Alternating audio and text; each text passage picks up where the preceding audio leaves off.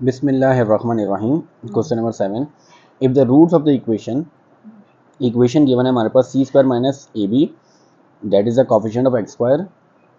Second term है हमारे पास कोफिशिएंट ऑफ एक्स, एक्स का कोफिशिएंट गिवन है -2 into A square minus B C, and the constant term is B square minus A C. Equation हमारे पास standard form में given है।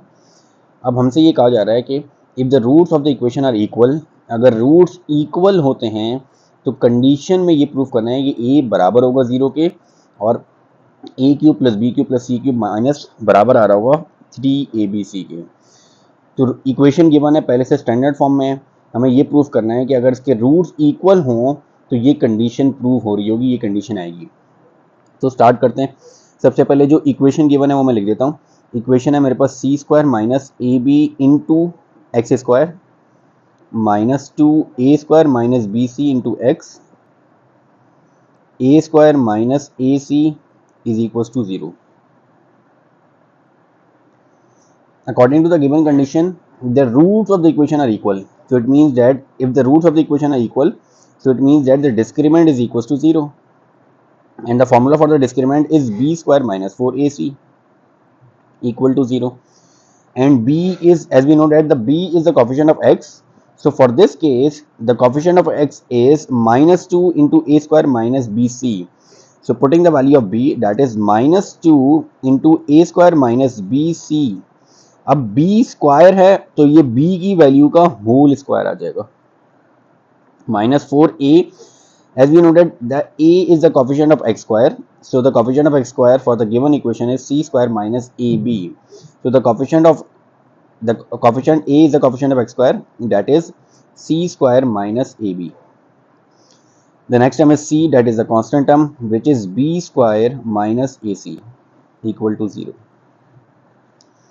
अब इसके ऊपर होल स्क्वायर है तो मुझे इस टर्म का होल स्क्वायर लेना है। इसमें -2 और ब्रैकेट आ रहा है तो माइनस का स्क्वायर भी, 2 का स्क्वायर भी और ब्रैकेट का स्क्वायर भी। माइनस का स्क्वायर, जब भी माइनस का स्क्वायर लिया जाता है तो माइनस का स्क्वायर हमेशा पॉजिटिव हो जाता है, यानी minus multiply by minus, minus minus plus हो जाएगा।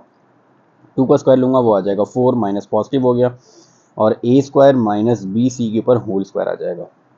-4, ये दोनों टर्म्स मल्टीप्लाई हो रहे हैं, इन दोनों टर्म्स को मल्टीप्लाई कर देता हूँ। तो मल्टीप्लाई करूंगा तो पहले सी स्क्वायर इन दोनों टर्म से मल्टीप्लाई होगा और फिर ए भी इन दोनों टर्म से मल्टीप्लाई होगा। तो सी स्क्वायर को अगर मैं बी स्क्वायर से मल्टीप्लाई करता हूँ तो ये आ जाएगा B square C square, then सी स्क्वायर से मल्टीप्लाई होगा तो ये आ जाएगा माइनस ए सी क्यूब, फिर ए बी से मल्टीप्लाई होगा तो ये आ जाएगा minus A B cube, minus minus plus A square B C equal to 0। यहाँ पे आइडेंटिटी यूज हो जाएगी, यहाँ पे आइडेंटिटी लगेगी तो ये आ जाएगा ए माइनस बी का होल स्क्वायर, ये ए और ये बी, ए माइनस बी का होल स्क्वायर। तो ए माइनस बी का होल स्क्वायर की आइडेंटिटी लगेगी तो सबसे पहले ए स्क्वायर आ जाएगा। तो ए हमारे पास ए स्क्वायर, तो ए स्क्वायर का square A square minus 2a into B plus B square -4। यहाँ पे कोई दो टर्म सेम आ रही है, उनको मैं सिंप्लीफाई कर देता हूँ। कोई भी दो टर्म सेम नहीं आ रही तो 4 को मल्टीप्लाई कर देता हूँ। -4 से मल्टीप्लाई होगा तो -4 B square C square minus minus plus 4a C cube minus minus plus 4a B cube minus plus minus 4a square B C equal to 0। अब ये आ जाएगा 4, इस ब्रैकेट को, इस कर्ली ब्रैकेट को मैं सिंप्लीफाई कर लेता हूँ। इस कर्ली ब्रैकेट को सिंप्लीफाई करूँगा तो यहाँ पे ए स्क्वायर का स्क्वायर हमारे पास 2 टू द 4 आ जाएगा, माइनस ये टर्म मल्टीप्लाई होगी तो ये आ जाएगा 2a स्क्वायर बी सी, और इसका स्क्वायर लूँगा तो ये आ जाएगा B square C square minus 4b square C square plus 4a C cube plus 4a B cube minus 4a square B C equal to 0। 4 को इन टर्म से मल्टीप्लाई कर देता हूँ। 4a स्क्वायर से मल्टीप्लाई होगा तो ये आ जाएगा 4a4 minus 4 to the 8 a square B C plus 4b square C square minus 4b square C square plus 4a C cube plus 4ab cube minus 4a² bc equal to 0। अब यहाँ पे जो same terms हैं उनको simplify कर लेते हैं। ये पॉजिटिव 4b² c² और negative 4b² c² cancel out हो जाएगा। बाकी जो टर्म्स बची इनमें हमारे पास 4a4 minus 8a² bc plus 4ac cube plus 4ab cube minus 4a² bc equal to 0।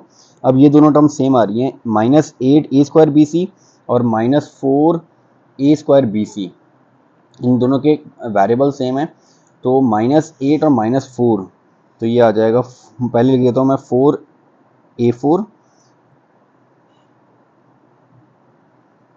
फिर हमारे पास टर्म आ जाएगी, फिर मैं लिख देता हूँ ये वाली टर्म b वाली 4ab क्यूब, फिर c वाली टर्म लिख देता हूँ 4ac क्यूब, फिर ये दोनों टर्म को सॉल्व करूंगा तो -8 and -4, minus minus plus 8 plus 4 12, तो आ जाएगा -12a² bc इक्वल टू 0। अब इन तमाम टर्म्स में से हमारे पास एक तो 4 कॉमन आ रहा है और बाकी a भी कॉमन आ रहा है, तो इसमें से मैं 4a कॉमन ले लेता हूँ। यहाँ से 4a कॉमन जाएगा तो बाकी बच जाएगा a क्यूब, यहाँ से भी 4a कॉमन जाएगा बाकी रह जाएगा b क्यूब, यहाँ से भी 4a कॉमन जाएगा तो बाकी आ जाएगा c क्यूब, यहाँ से 4a कॉमन जाएगा बाकी रह जाएगा 4 3 12, a² में से a कॉमन गया बाकी रह गया abc इक्वल टू 0।